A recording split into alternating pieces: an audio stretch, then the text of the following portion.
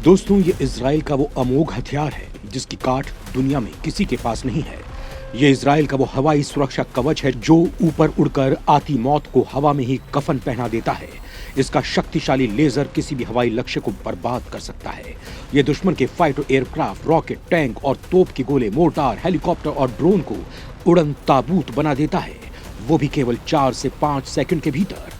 दुनिया में इसे गेम चेंजर माना जा रहा है। और दोस्तों, यहीं से आपके दिमाग में भी सवाल उठ रहा होगा कि क्या भारत के पास कोई ऐसा हथियार है? क्या भारत की ऐसी कोई तैयारी है? क्या भारत ऐसा कोई हथियार बना रहा है? और क्या इजराइल ऐसा हथियार भारत को एक्सपोर्ट करेगा? तो दोस्तों, इस बात का जवाब हर एंगल में हाँ है, क्योंकि इजराइल ने तो अपने इस वेपन को उजागर कर दिया है, लेकिन भारत के पास इसका भी बाप पहले से ही मौजूद है। बिल्कुल ठीक सुना आपने, भारत बाकायदा उसका टेस्ट भी कर चुका है। और न केवल टेस्टिंग, बल्कि वो हथियार अब इतना घातक रूप ले चुका है कि अमेरिका भी उसको लेकर परेशान है। हालांकि दोस्तों, इलेक्ट्रोमैग्नेटिक इंपल्स को काबू में करके दुश्मनों की सेना का सफाया करने वाले इस महाविनाशक हथियार को भारत सीक्रेट रखे हुए है। तो आखिर इसके पीछे की क्या वजह है कि मोदी सरकार संसद में भी उसे बताने को तैयार नहीं है? आखिर वो वेपन जब भारत ने बना ही लिया है तो फिर उसे छिपा क्यों रहा है? वो भी तब जबकि पाकिस्तान कहता है कि उसके 130 सैनिकों को यह हथियार जहन्नुम भेज चुका है। दोस्तों, कहा तो ये भी जा रहा है कि चीन के पास भी ऐसे हथियार हैं, लेकिन वो भी आज तक इसे छुपाता ही क्यों रहा है?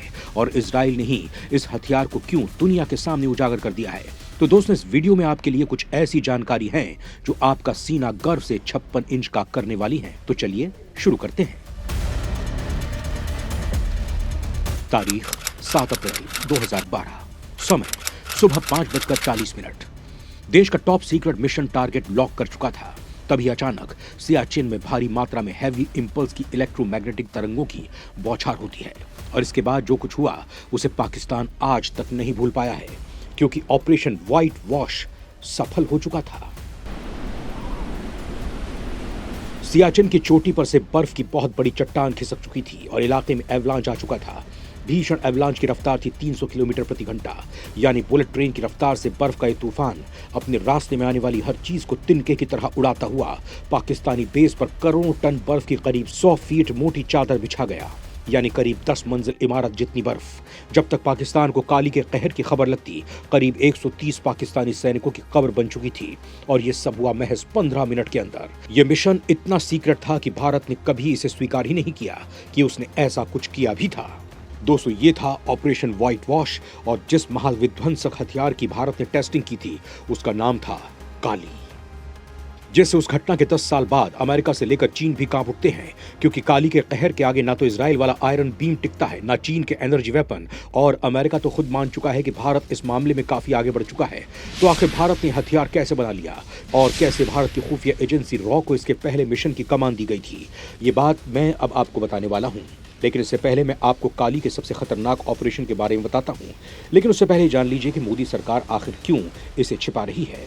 तो दोस्तों, ये एक बेहद सीक्रेट मिशन है जिसके बारे में ज्यादा जानकारियां कभी बाहर नहीं आई हैं। भारत का यह सीक्रेट हथियार प्रोजेक्ट इतना गुप्त और अहम है कि तत्कालीन रक्षा मंत्री मनोहर पर्रिकर ने राष्ट्रहित का हवाला देकर लोकसभा तक में इससे संबंधित कुछ भी जानकारी देने से साफ इनकार कर दिया था। मनोहर पर्रिकर जब रक्षा मंत्री थे तब उनसे लोकसभा में प्रश्न किया गया कि क्या काली 5000 को देश के रक्षा विभाग में शामिल करने का कोई प्रस्ताव है, अगर हाँ तो उसके बारे में बताया जाए। रक्षा मंत्री मनोहर पर्रिकर ने इस प्रश्न के उत्तर में कहा कि जो जानकारी मांगी गई है वो संवेदनशील है और इस जानकारी का खुलासा देश की सुरक्षा के हित में नहीं है। रक्षा मंत्री के इस बयान से स्पष्ट हो जाता है कि काली पर लगातार काम चल रहा है और इसके बारे में सरकार कोई भी जानकारी सार्वजनिक नहीं कर सकती है। काली को भारत हथियार ही स्वीकार नहीं करता है।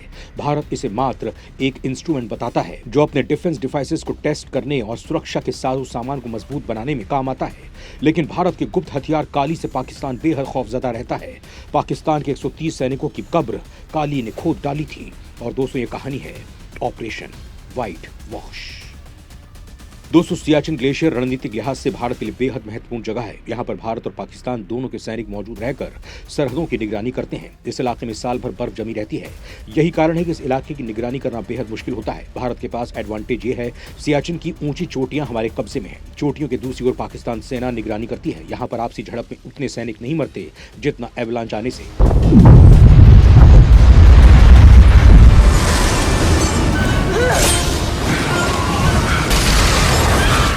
काली की एंट्री इसी आइडिया से शुरू होती है। भारत की खुफिया एजेंसी रॉ और रक्षा अनुसंधान संगठन यानी डीआरडीओ ने मिलकर एक प्लान बनाया। प्लान था सियाचिन में उस जगह पर एवलांच लाने का जहां पर पाकिस्तान चौकियां थी। इसके लिए तय हुआ कि काली को मिशन पर लगाया जाएगा, लेकिन इस मिशन की राह में रोड़ा बन रहा था काली का आकार, इसे चलाने के लिए लगने वाली बिजली की मात्रा और काली के ऑपरेशन में पैदा होने वाली भीषण गर्मी। ऐसी स्थिति में काली को सियाचिन की चोटियों पर ले जाना तो मुश्किल था ही। अगर काली वहां पहुंचा भी दिया जाता तो ये ऑपरेट होने पर वहां इतनी गर्मी पैदा करता कि जिस बर्फीले इलाके में इसे लगाया जाता वो खुद भी पिघल जाता। तब रॉ ने प्लान बनाया कि सियाचिन पर काली से ही हमला किया जाएगा, लेकिन काली को सियाचिन की चोटी पर इंस्टॉल करने के बजाय इसे लगाया जाएगा भारत के भारी भरकम एयर वॉर प्लेन IL-76 पर। प्लानिंग तैयार थी, वक्त मुकर्रर था और टारगेट सेट था। बस रॉ इस कोशिश में थी कि ये प्लान लीक ना हो जाए, लिहाजा इसे एग्जीक्यूट करने का काम हुआ। सियाचिन से 1877 किलोमीटर दूर उड़ीसा के एक राज्य कटक में काली IL-76 पर लोड हो चुका था। किसी को यह नहीं पता था कि आखिर ये भारी भरकम मशीन है क्या और किस लिए इसे प्लेन में लादा गया है। खैर, काली हवाई जहाज पर सवार होकर उत्तर प्रदेश के सहारनपुर एयरबेस पर पहुंचा। यहां पर एक दिक्कत थी कि काली को चलाने के लिए जरूरी बड़ी मात्रा की बिजली कैसे दी जाए। रॉ एजेंट्स ने इसका भी समाधान खोजा। एक यात्री प्लेन का इंजन खोला गया, इसे IL-76 पर लोड किया गया। इससे कैपेसिटर्स और ट्रांसफार्मर्स जोड़कर काली को बिजली सप्लाई का रास्ता भी साफ कर दिया गया। बस अब काली को सियाचिन में अपने टारगेट को हिट करना था, लेकिन इससे पहले भी कुछ और तैयारियां बाकी थी। दरअसल जिस लेवल की तैयारी काली से हमले के लिए की जा रही थी, अगर वो लीक हो जाती तो भारत को बड़ा नुकसान तो होता ही। अगर वो दुश्मन के हमले का शिकार हो जाता तो रॉ की बड़ी किरकिरी भी तय थी। लिहाजा IL-76 उड़ने से पहले इसकी सुरक्षा के लिए एवॉक्स प्लेन उड़ाया गया। एवॉक्स यानी air borne warning and control system, जो उड़ते समय वायु क्षेत्र की निगरानी करता है ताकि किसी भी तरह की विमान की घुसपैठ या किसी मिसाइल के हमले को डिटेक्ट करके उसे न्यूट्रलाइज किया जा सके। एवॉक्स जहाज के पीछे गश्त कर रहे थे पुणे से उड़ान भरने वाले सुखोई विमान और IL-76 के साथ उड़कर काली की सिक्योरिटी में लगाए गए मिराज 2000 फाइटर जेट्स। इस दौरान ये बात ध्यान रखी गई कि कोई भी जहाज कश्मीर से नहीं उड़ा था, ताकि देश के अलग अलग हिस्सों से उड़ने वाले जहाजों पर दुश्मन की नजर न पड़ने पाए।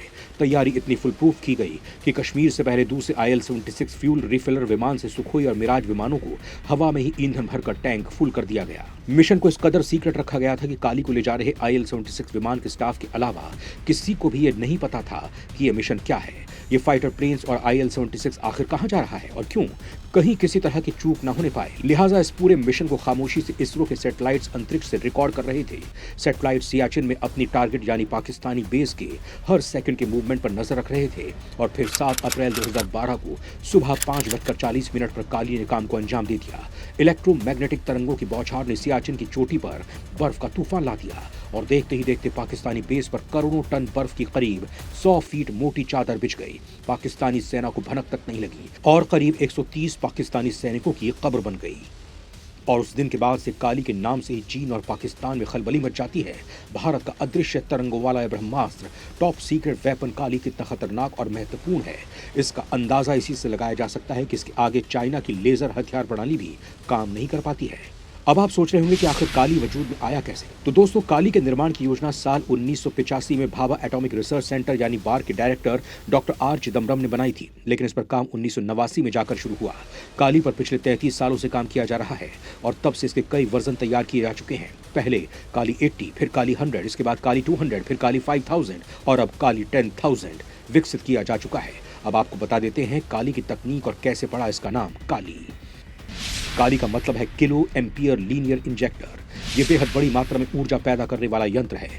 ये सेकंड के 1000वें हिस्से में एक बहुत बड़ी ऊर्जा का तूफान पैदा करता है। ऊर्जा का यही तूफान किसी भी इलेक्ट्रॉनिक डिवाइस को तुरंत खराब कर देता है।